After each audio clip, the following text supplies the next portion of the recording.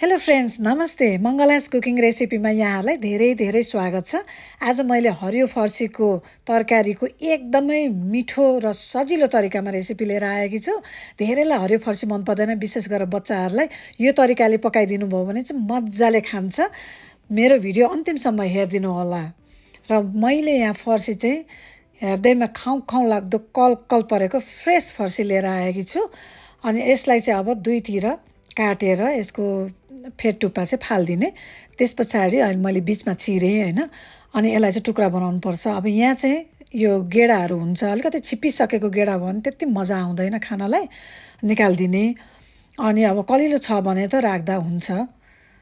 यो चाहिँ अलिकति अलि ठुलो अलि छिप्पिसकेको भएको हुनाले मैले चाहिँ निकालिदिन्छु। मलाई चाहिँ निकालेकै राम्रो लाग्छ। अनि यसरी सबै निकालिदिने। त्यस पछाडि टुक्रा पार्ने। अब टुक्रा आफूलाई कुन साइजको मनपर्छ त्यो अनुसारले टुक्रा बनाउने। अब मैले चाहिँ यो खालको टुक्रा बनाएँ। ल टुक्रा पनि बनाएर सबै रेडी गरिसकेँ मैले। अब चाहिँ अरू पनि तयारी गरेकी छु मैले। प्याज काटेर गोलबेडा काटेर होइन रेडी गरेकी छु। अब पकाउन सुरु गरौँ। अनि कराई बसालेर कराईमा चाहिँ तेल राख्ने। तेल तातिसकेपछि जिरा फुराउने। जिरा रातो रातो भइसकेपछि प्याज राख्ने। अनि प्याजलाई फुराउने। सफ्ट भएपछि अब खुर्सानी राख्ने। खुर्सानी त स्वादअनुसार राख्दा हुन्छ। हरियो रातो सुकेको जस्तो राखेर हुन्छ। अनि अदुवा लसुन थोरै, अदुवा चाहिँ अलि धेरै चाहिन्छ। अदुवा फर्सीलाई चाहिँ अदुवा अलि धेरै मिल्छ, त्यो भएर अलि धेरै अदुवा राख्ने। गोलबेडा राख्ने। त्यस पछाडि गोलबेडा राखेर छोपेर एकछिन पाक्न दिने। र मैले निकालेँ र एकचोटि चलाइदिउँ। सफ्ट भइसकेको छ गोलबेडा। अनि मसलाहरू राख्ने। बेसार, जिरा धनियाँको पाउडर, अनि त्यस पछाडि गरम मसला र नुन, अनि कश्मिरी चिल्ली राखेँ मैले। अब यसलाई चाहिँ भुट्ने, राम्रोसँग भुट्ने। अब फर्सीलाई गरम मसला अदुवा एकदमै मिल्छ, त्यो चाहिँ अलिकति बढी राख्नुपर्छ।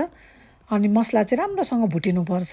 यो सबै राम्रोसँग भुटिसकेपछि अनि फर्सी राख्ने। र फर्सी राखेर राम्रोसँग चलाउने। अब नुन पनि हामीले मसला नुन सबै राखिसकेको छौँ, त्यो भएर अब यो फर्सी राम्रोसँग चलाएर मसला नुन सबै लाग्नु पऱ्यो नि त फर्सीमा। अनि यसरी गर्ने, चलाउने राम्रोसँग। त्यस पछाडि छोपेर पाक्न दिने यसलाई। अनि छोपेर अब चलाउँदै झिक्दै चलाउँदै गर्ने। 4-5 मिनट चाहिँ यसलाई सानो आगोमा पकाउन छोडिदिनुपर्छ। बिचबिचमा चलाउँदै गर्ने, फेरि छोपिदिने। त्यसरी अब हरियो फर्सी प्रायः हामी चाहिँ कुकरमा पकाउने, अनि के पनि नराखिकन सिट्टी लगाउने, अनि फ्यात्त पारेर गरेपछि धेरै जसो बच्चाहरूले खाँदैन। तर यसरी बनाएको फर्सी चाहिँ नखाने भन्ने कुरै आउँदैन। मैले कतिजना फर्सी कहिले नखानेलाई धेरैलाई खुवाइसकेको छु। यो धेरैले मिठो मानेर खाने, र मिठो मानेर खाने मात्रै होइन, फरमाइस गरेर फेरि खाउँ न भन्ने पनि कतिजनालाई बनाइसकेको छु। ट्राई गर्नु होला यहाँहरूले पनि। एकदमै मिठो हुन्छ यसरी बनाएको फर्सी। र यो चाहिँ पाकिसकेको छ। अब यहाँभन्दा धेरै यसलाई फ्यात्त पार्नु हुँदैन। अनि यत्तिकै चाना राख्ने। यो तयार भइसकेको छ। एकदमै मिठो भएको छ, मिठो बास्ना आएको छ। नुन चाहिँ अब आफूलाई कतिको मन लाग्छ त्यो अनुसारले ठक्क राख्नुभयो भने साह्रै मजाको हुन्छ। र यो भिडियो यहाँहरूलाई कस्तो लाग्यो? मेरो भिडियोलाई लाइक, सेयर, कमेन्ट गरिदिनु होला। मेरो च्यानलमा यहाँहरू नयाँ हुनुहुन्छ भने प्लिज सब्सक्राइब गरिदिनु होला।